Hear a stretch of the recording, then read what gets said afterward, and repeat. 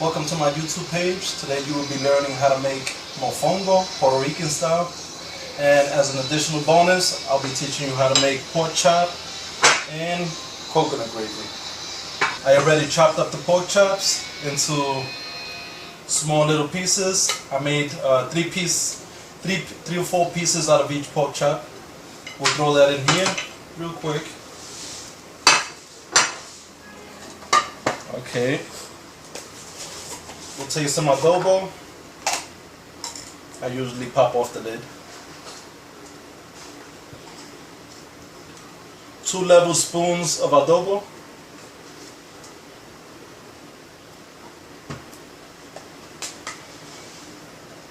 One spoon of onion powder.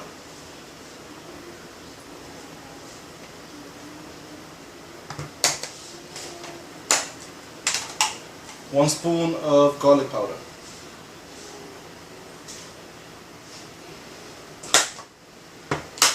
And of course, the sazon for coloring.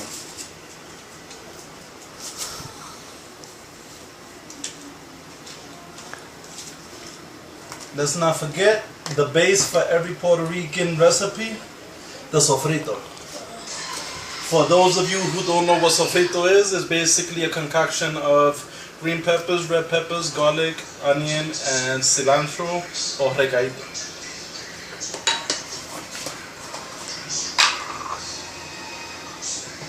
We'll take a whole spoon of sofrito and we'll throw it in there.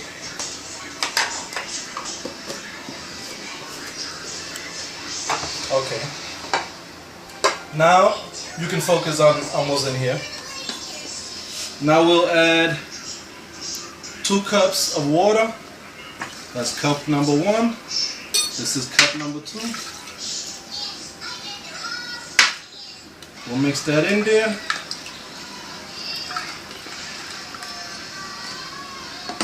And we'll put that to stew for a couple of minutes while we make our mofongo, because the mofongo needs to be eaten hot. Okay. We'll set this to about 5, which is medium, and we'll allow that to cook for a couple of minutes. Over here in the meantime, we have plátanos in hot water, just floating around for a couple of minutes while the pork chop is being done. And the purpose behind leaving the plátanos in hot water is because of contraction and expansion. If you put them in hot water, the skin from the plátano is basically going to pull away from the meat of the plátano, allowing you to cut and peel the plátanos easier in comparison to trying to cut and peel them directly out of the refrigerator. The next process, you just seen we had the plátanos in the hot water in order for the skin to pull away from the meat of the plátano. Over here we just pulled them out, and I'm going to show you how easy it is in comparison to cut and peel away from the actual meat of the plátano when you leave them in hot water.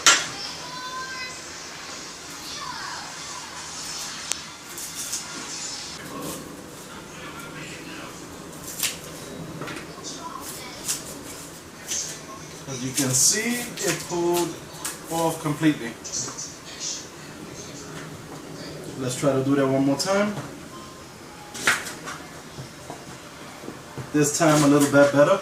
The other day I got stuck there for a minute.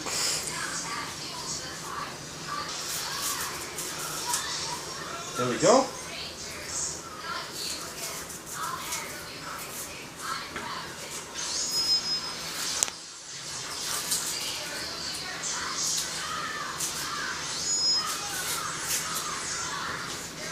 Once again, as you can see, in a matter of seconds, the whole skin is off.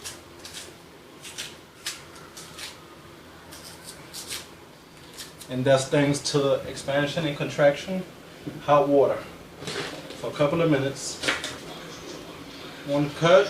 You don't have to follow the seam of the plantain. I like to go directly on the back and directly on the front. That way when you peel off, you're peeling off 2 sides, 2 equal sides of the plantain, instead of having to peel off segments of the plantain at the same time, at different times. Sorry.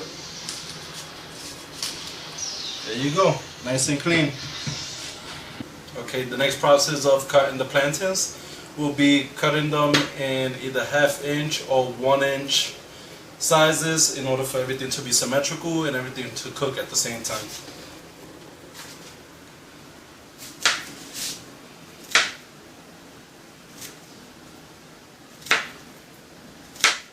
You don't need to use different knives for different things. I believe if you're good at what you do, you'll be able to use one knife for everything. As you can see, everything is symmetrical. I throw this in. This is salt water right here. The purpose behind that is to season the plantains while we're waiting for the pork chop to be done. The plantains are basically absorbing the salt water and making everything more flavorful.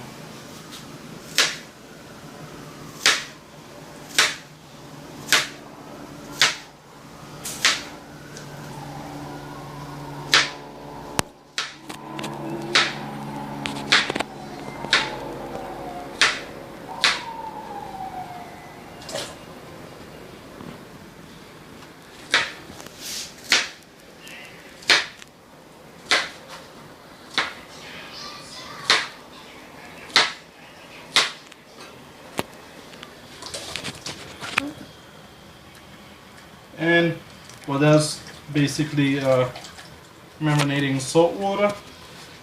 Over here we have the pork fried skin, the chicharrón. That's what Puerto Ricans call it. Since I couldn't make it from scratch, or I'm too lazy to make it from scratch, what I did was I went to the store, I got some chicharrón, crushed it up into little cubes, and this will be going into the mofongo as soon as we begin that process. Over here we have the pilón, which is the traditional tool that Puerto Ricans use in order to smash our ingredients together. The garlic, the olive oil, black pepper, and of course the salt. Give me a minute. And the salt. Right over here, so you can see, we got the pork chop stewing. I decided to actually raise the temperature. I had it in 5. I raised it back to high, being that I forgot that I added 2 cups of water, so I don't want the pork chop to sit in the water for too long. So I brought it up in order to cook the pork chop faster and reduce the amount of water in the stew. After 15 minutes of cooking, you can actually see how beautiful and colorful the pork chop looks. As you can see, most of the water has been lost in the process. Everything is nice and thick. You see the thick sauce? Okay. At this point, we grab the coconut milk. It's coconut milk, by the way, not the coconut cream, because the coconut cream is the sweet one. You only use that to make coquito. Puerto Ricans know that. So you take the coconut milk and you pour it in. You mix it around. At this point, as you can see, it's kind of watery. So at this point, we'll close it again and we'll bring the heat down this time to 6. And stay tuned. Next, we'll be working on frying the plátanos in order to start the process on the mofongo. Okay, so far we've had the pork chops in the stew for 15 minutes. The water was reduced after 15 minutes, excuse me. Then we threw the coconut milk in there, and now we have it on medium heat. Over here now, back to the plantains. As you remember, I had put the plantains in water seasoned with salt. The purpose of that is in order for the plantains to absorb the flavor and leave it seasoned, nice and seasoned. But since we'll be frying this, we don't want the plantains to have all this excess water, so I'll be putting it on the strainer. And now that we have everything out of the bowl, let's go over here to the frying pan Over here in the frying pan, I added just enough oil to submerge the plantains halfway. You don't want to drown it, because what happens is that when you drown the plantains, then what happens is that the plantain starts absorbing all the oil and you're going to end up with an oily mess. So I have that. And number 5, but since this stove is kind of weird, I brought it up to 4. But in anybody else's stove, there's usually a medium or number 5. Sorry. I like to grab them with my hands personally, so that I can place them in the position that I want them to be. I hate when the plantain cooks sideways, because then it leaves everything unsymmetrical and the color is always off.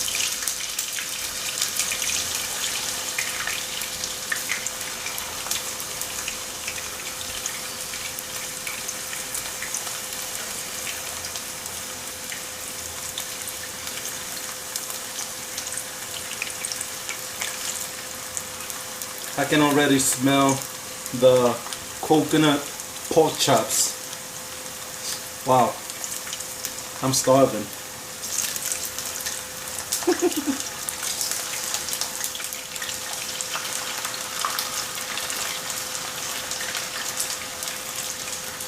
As you can see, all of them are being placed to sit up. Don't be scared of the oil. As long as you made sure that everything was nice and strained, there's no reason to fear the oil. The oil is our friend. Let's go back to the pork chops and coconut gravy. Everything is looking awesome over here. As you can see, the pork chop is losing water, which is turning everything basically into a coconut gravy. I'm gonna allow it to sit in order for the water to reduce even further, leading to a thicker gravy-like coconut stew. Okay, now we'll be flipping the plantains over to the other side to make sure that both sides are cooked evenly. Basically, I put the spatula on the edge of the plantain and then I flip it with the fork.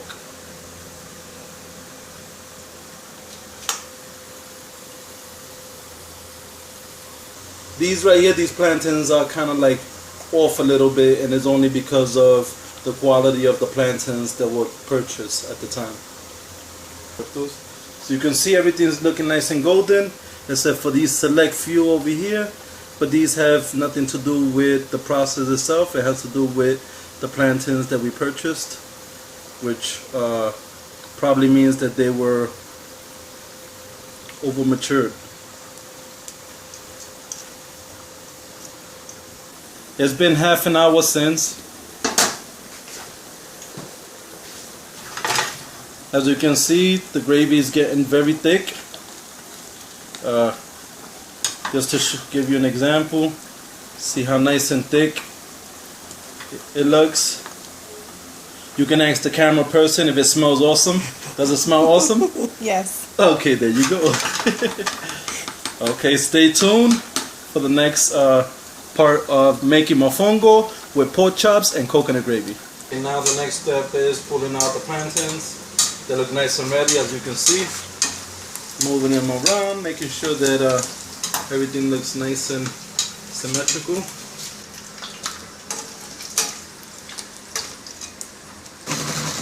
And we got this over here. Let's check out the pork chops and coconut gravy once more. You can see I'm allowing it a little bit more time to get nice and thick. You can tell when it's thick because if you look at the top of the stew, the bubbles are actually so thick. The gravy is so thick that the bubbles are sticking to the top of the pot.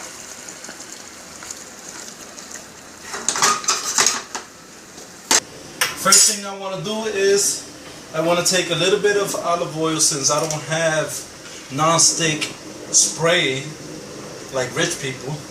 We're gonna do this Boricua style. So basically what I did is I dabbed a little bit of olive oil and I'm gonna put it on this nice little cute bowl right here and just spread it around. You know, it's nothing, you know, it's not to drench it or anything. It's just basically kind of like cleaning it, but with oil to laminate the bowl so that when I add the mofongo to it, it won't stick to the bowl. I have a nice big size of garlic, a little bit of salt, a little bit of oil, mash it up.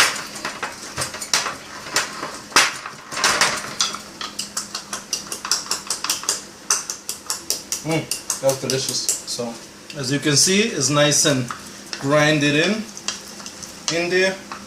Now what I do is I take a couple of these, and this is a small one. I work my way in there slowly.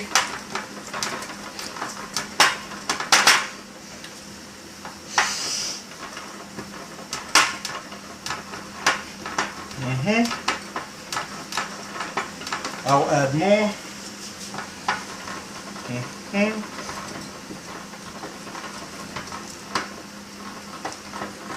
little bit more. So you can see it's rising off the pilon. Now, let's not forget the most important part, the chicharroncito.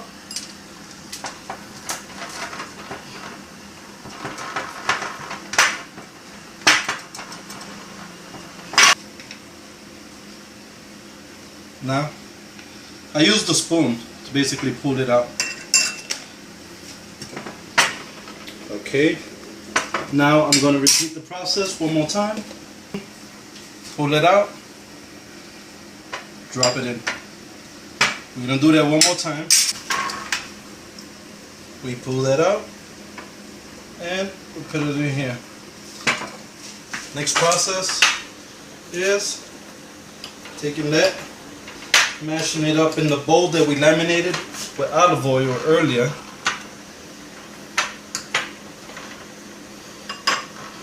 Mashing it up on it.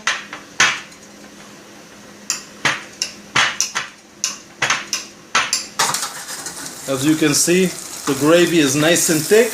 It lost most of the water. The coconut milk fused with the rest of the ingredients. Now we'll shut this off. We'll come over here.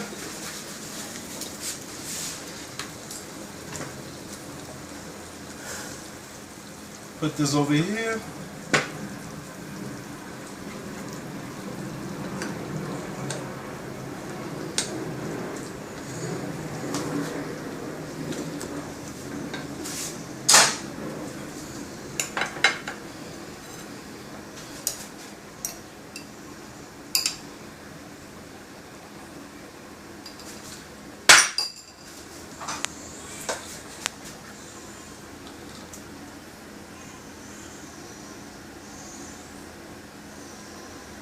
And voila, you have